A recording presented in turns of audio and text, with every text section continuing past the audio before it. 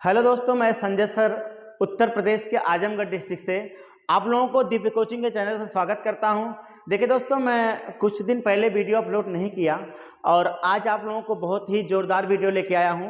बहुत ही कम important video लेके आया हूं जो आपके यूपीपीसीएस हुआ, यूपीएसआई हुआ या किसी भी स्टेट पुलिस के लिए एक काफ़ी इम्पॉर्टेंट वीडियो बन रहा है। दोस्तों, इसमें जो आपको कुछ फैक्ट पॉइंट बताया जाएगा, आप वीडियो के साथ बनी रहिएगा। दोस्तों देखिए, आज हम आप लोगों को पढ़ाएंगे भारतीय शासन अधिनियम 1935 या भारत सरकार अधिनियम 1935। देखिए दोस्तों, आप वीडियो के साथ जरूर बने रहिएगा। देखिए, दुनिया में कुछ लोग ऐसा सोचते हैं कि सपने जिससे महान देखते हैं, बहुत ऊंचा सपना देखते हैं, हम आईएएस बनेंगे, हम पीसीएस बनेंगे, हम दरोगा बनेंगे, हम पुलिस बनेंगे, लेकिन इतना बड़ा ख्वाब देखते हैं ना, लेकिन कभी उतने बड़ी मेहनत नहीं करते हैं जल्दी। लेकिन दोस्तों, जितना बड़ा अगर आप ख्वाब देखते हैं उसका केवल आप 70% मेहनत करेंगे तो जिंदगी अपने आप में ही सफल हो जाएगी। ये दोस्तों, वीडियो के साथ बने रहिएगा। देखिए, हम हुए या आप हुए, हमारी और आपकी काबिलियत का सबूत हमेशा मेहनत ही बताती है, हम और आप नहीं बताते हैं। दोस्तों देखिए, इस वीडियो में मैं आज आपको बताऊंगा भारत सरकार अधिनियम 1935 और ये पार्ट मेरा 7 लेके आ रहा हूँ, भाग 7 के अंतर्गत बताऊंगा। पार्ट 7 वीडियो का पार्ट जो 7 है और 6 तक मैंने पढ़ा चुका हूँ। एकदम भारतीय संविधान का विकास कैसे हुआ है इस तरीके से पढ़ा रहा हूँ। 1773 रेगुलेटिंग एक्ट पढ़ा रहा हूँ। आज मैं चला आया हूँ 1935 तक और आज भी आप भी साथ साथ चले आइए। दोस्तों देखिए, मैं इसमें सबसे फैक्ट पॉइंट ये बताऊंगा। कभी कभी क्वेश्चन पेपर में पूछता है कि संघ लोक सेवा या संघीय लोक सेवा आयोग का गठन किस अधिनियम के तहत हुआ है, तो आप बताएंगे भारतीय शासन अधिनियम 1935 के तहत।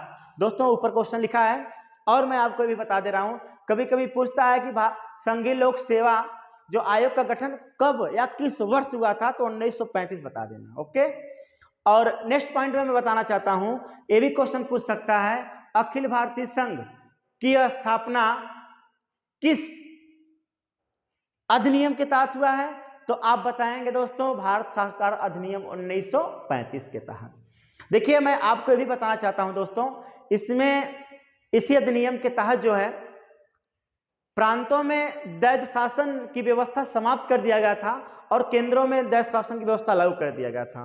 केंद्र दैध शासन मतलब दोस्तों दोहरा शासन की बात कर रहा हूं मैं, दोहरे शासन की बात है। प्रांतों में दोहरा शासन की व्यवस्था समाप्त हुआ था और केंद्रों में दोहरा शासन व्यवस्था लागू हुआ था। ये कभी क्वेश्चन पूछ सकता है कि किस अधिनियम के तहत केंद्र में दोहरे शासन व्यवस्था की शुरुआत हुई या दैध शासन व्यवस्था लागू की गई, तो आप बताएंगे भारत शासन अधिनियम 1935 के तहत। दोस्तों सबसे इंपॉर्टेंट बात तो मैं ये आपको बताना चाहता हूं कि ये जो भारत सरकार अधिनियम 1935 है, ये एक संवैधानिक ढांचा तैयार हुआ था। ये संविधान कुछ हद तक पहुंच गया था, संविधान कुछ तैयार हो चुका था इसमें, इसलिए इसको कहा जाता है 1935 के भारत सरकार अधिनियम को भारतीय संविधान का खाका कहा जाता है। क्या कहता है दोस्तों? काका नहीं, खाका कहा जाता है। खाका, खाका जो होता है ना दोस्तों, खाका मतलब ढांचा। यह पॉइंट आपको यह बता रहा है कि जो भारत शासन अधिनियम है, यह संविधान हमारा कुछ हद तक पहुंच गया था, मतलब तैयार होने के कगार पहुंच गया था भारत शासन अधिनियम कि इसीलिए 1935 भारत सरकार अधिनियम को भारतीय संविधान का खाका यानी ढांचा कहा जाता है। इसमें कुछ ऐसा छाप दिख रहा है, कुछ ऐसा फीलिंग दिख रहा है हम लोगों को कि लग रहा है कि संविधान हमारा अब तैयार हो जाएगा, हो गया था। देखिए दोस्तों, और इसी वीडियो के साथ बने रहिएगा आप लोग, काफी इंपॉर्टेंट मजेदार वीडियो है। देखिए, कुछ लोग पढ़ते हैं ना, जैसे ये यूपी बिहार के कुछ देहाती लड़कों का एक नशा होती है, जिस दिन वैकेंसी आ जाती है, पुलिस की वैकेंसी अगर मानो आ गई, जब पुलिस की वैकेंसी आ जाती है तो आधार कार्ड, हाई स्कूल, इंटर की मार्कशीट, आजात निवास, एक फोटो लेकर जनसेवा पहुंचते हैं, फार्म भरवा लेते हैं। फार्म भरवाने के बाद जब जिस दिन फार्म भर के लोग शाम तक घर आते हैं, उनके अंदर ये जुनून जगता है। 10 रुपया कलम लेते हैं फर्स्ट क्लास, 20 रुपया फर्स्ट क्लास रफ। कोई कोचिंग ढूंढते हैं कि किस कोचिंग में बढ़िया पढ़ाया जाता है और जाते हैं तो कोचिंग में कहते हैं सर कुछ ऐसा पढ़ा दिया जाए कि पेपर हम पूछ ले। अरे आप बताइए, जो कोर्स हमारा साल 6 महीने 8 महीने का है, कोई टीचर 3 महीने में खत्म थोड़ी ना कर पाएगा। आपका संविधान है, इतिहास है, भूगोल है, भारत की अर्थव्यवस्था, करंट अफेयर है, मैथ है, रीजनिंग है, हिंदी है, इतने सारे सब्जेक्ट होने के बावजूद भी कुछ लड़के अरे सर पढ़ा दीजिए, हमें आ जाए, हम पास हो जाएं। ये कोई जरूरी नहीं है दोस्तों। देखिए पढ़ाई और पूजा बहुत सोच समझ के किया जाता है, ठीक है। आप वीडियो के साथ बने रहिए, थोड़ा इंटरेस्टिंग वीडियो है। और देखिए इस वीडियो में नेक्स्ट पॉइंट में बता रहा हूं, इस अधिनियम के तहत वर्मा को भारत से अलग कर दिया गया था। वर्मा वर्तमान में उस देश का नाम म्यांमार है दोस्तों। ये वर्तमान में उस देश का नाम म्यांमार है, उसका पूर्व पूछ का किस देश के पूर्व नाम बर्मा था, तो बर्मा जो है ये म्यांमार का नाम है। वर्तमान वो बर्मा देश जो बर्मा है उस देश का नाम वर्तमान समय में म्यांमार रख दिया गया है। ओके, तो लिखा इस अधिनियम के तहत, यानी किस अधिनियम तहत, भारतीय सरकार अधिनियम 1935 के तहत बर्मा को भारत से अलग कर दिया गया और उड़ीसा सिंध 2 नए प्रांत बनाए गए। देखिए उड़ीसा और एक सिंध दोस्तों, जब आप भारतीय नक्शा में इसे पढ़ेंगे, भारतीय नक्शा इससे बना है ना दोस्तों, इसे जब भारतीय नक्शा में दोस्तों इसे पढ़ेंगे आप, तो आपको यही सिंध मिलेगा, यहाँ पे आपको सिंध मिलेगा। ओके, यहीं पे सिंध दोस्तों मिलेगा। देखिए अब आपको मैं बता रहा हूं, जब 1935 शासन अधिनियम के तहत बर्मा को भारत से अलग कर दिया गया, एक में उसका वर्तमान नाम म्यांमार बनाया गया, तो उसी समय दोस्तों इसमें उड़ीसा और सिंध को 2 नए प्रांत बनाए गए, ठीक है। जो सिंध दोस्तों है उसका वर्णन जनगण मन अधिनायक राष्ट्रगान में किया गया है, वो आप लोग पढ़ के देखिएगा राष्ट्रगान। और इस वीडियो में देखिए दोस्तों नेक्स्ट पॉइंट में आ जाइए, यह अधिनियम भारत के, देखिए मैंने यही जो पॉइंट बताया है कि 1935 के भारत सरकार अधिनियम को भारतीय संविधान का खाका कहा जाता है। खाका का मतलब ढांचा। ऐसा लग रहा है कि अब हमारा भारतीय संविधान तैयार हो जाएगा। और यहाँ क्या कह रहा है, यह अधिनियम, कौन सा अधिनियम दोस्तों, 1935 वाला। यह अधिनियम भारत के वर्तमान संवैधानिक ढांचे का आधार स्रोत बन गया।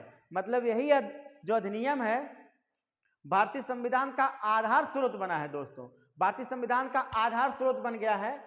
अब ऐसा लग रहा है आधार स्रोत मतलब यह अधिनियम जो है वर्तमान समय जो भारतीय संविधान का एक आधार बन गया है, जिससे हम अपना भारत शासन अधिनियम चला सकते हैं, भारत की शासन व्यवस्थाओं को चला सकते हैं, ठीक है। और इसी अधिनियम के तहत जिसमें आपको 14 भाग मिला, मैं आपको पार्ट 1 में कुछ लॉजिकल पॉइंट बताया हूँ, कुछ इंपॉर्टेंट एकदम बेसिक पॉइंट बताया हूँ। मेरा पार्ट वीडियो 1 देख लीजिएगा दोस्तों आप लोग। देखिए इस अधिनियम भारत के वर्तमान संवैधानिक ढांचे का आधार स्रोत बन गया है और जिसमें 14 भाग है। इसी अधिनियम के तहत दोस्तों भारतीय सरकार अधिनियम 1935 के तहत इसमें 14 भाग है, 10 अनुसूचियां हैं और 321 धाराएं हैं।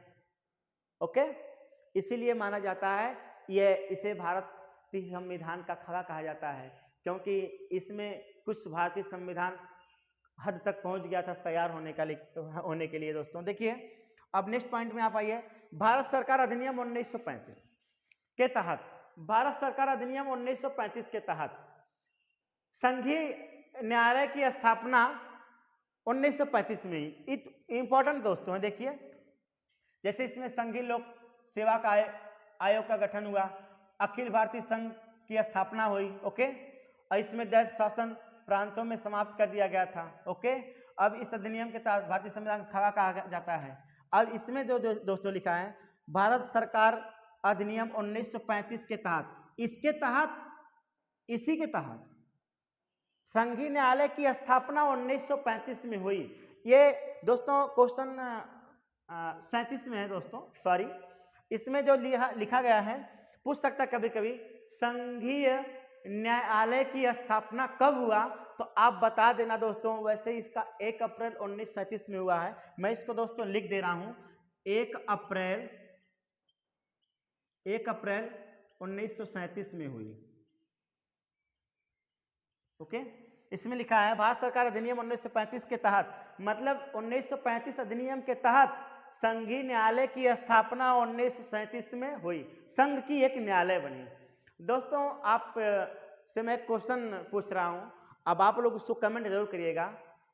दिल्ली के उच्च न्यायालय की स्थापना कब हुई, पूछ सकता है क्वेश्चन कभी भी, ठीक है। देखिए दोस्तों, भारत सरकार अधिनियम 1935 के तहत संघीय न्यायालय की स्थापना 1 अप्रैल 1937 में हुई। ओके, मैं 3 से 4 बार एक क्वेश्चन बोल रहा हूं, आपको याद होना चाहिए और आप अपने नोटबुक में जरूर उतार लीजिएगा दोस्तों।